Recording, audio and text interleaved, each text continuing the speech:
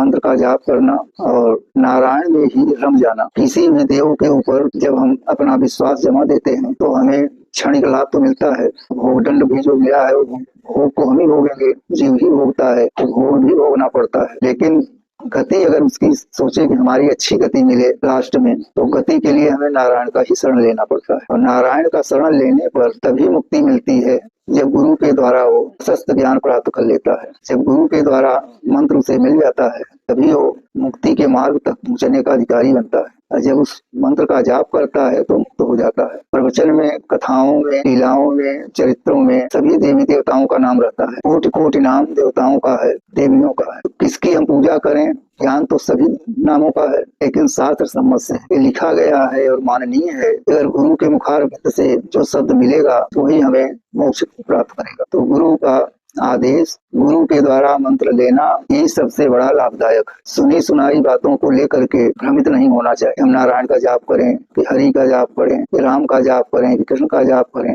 या विष्णु शिव का जाप करें, किसका जाप करें। तो जाप किसी का भी कर सकते हो, मनमानी तो आप कुछ भी कर सकते हैं, लेकिन बिना गुरु के मुख से निकला हुआ शब्द अगर आप प्रयोग करोगे तो लाभ तो मिलेगा, लाभ में कोई परेशानी नहीं होगी, लेकिन मुक्ति नहीं मिलेगी। मुक्ति गुरु के वाणी से ही मिलेगी, गुरु के आदेश से ही मिलेगा। गुरु ने जो आदेश कर दिया, जो मंत्र के रूप में शब्द दे दिया, वही शब्द आप प्राप्त करेगा। क्योंकि कोई भी देवता हो गुरु के नहीं है। हनुमान जी के भी गुरु भगवान थे, सेवा राम की किया, वो भी ब्राह्मण नहीं पड़े कि हम राम ही को गुरु मान लें, लेकिन उन्होंने सूर्य से ज्ञान लिया, सूर्य को गुरु बनाया। तो गुरु तो पहले जान के करना चाहिए। तो क्या भगवान राम ब्रह्म के रूप में आए तो गुरु नहीं बन सकते थे? बन सकते, लेकिन सूर्य का जो ज्ञान था वो तेजोमय ज्ञान था, इसलिए हनुमान जी सूर्य से ज्ञान लेने गए थे।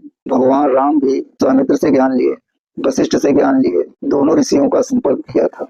स्वामित्र के पास गए और उन्हें गुरु बनाया, धनुर्विद्या सीखा, के द्वारा विवाह शादी संस्कार संपन्न हुआ। फिर जाकर के जंगलों में भटकते भटकते सभी ऋषियों से ज्ञान लेते हुए, दर्शन करते हुए, चरणारविंद का प्रणाम करते हुए अंत में लंका पर विजय प्राप्त किया। ये गुरु की ही महिमा थी। यदि गुरु वशिष्ठ स्वामित्र न ले गए होते तो इन्हें धनुर्विद्या कौन सिखाता। कार्य से कारण और कारण से कार्य की प्राप्ति होती है, तो कुछ न कुछ तो कर्म करना ही पड़ता है। तो भगवान राम भी कर्म करने स्वामित्र के पास गए। स्वामित्र कोई साधारण व्यक्ति नहीं थे, मानव के रूप में थे, लेकिन वो सबके मित्र थे। तत्व ज्ञान इतना ही है, वशिष्ठ ने अपने भटकाव को रोका और राम का दर्शन मिला। राम के द्वारा प्रवचन सुनना पड़ा, राम प्रवचन सुनाना पड़ा, वो उनके गुरु बने तो उनके गुरु बन गए। जबकि भगवान राम सब जानते थे, लेकिन फिर भी वशिष्ठ से राम कथा सुनते थे। तो यहाँ राम का जो अलौकिक चरित्र है वो अहंकार से दूर है।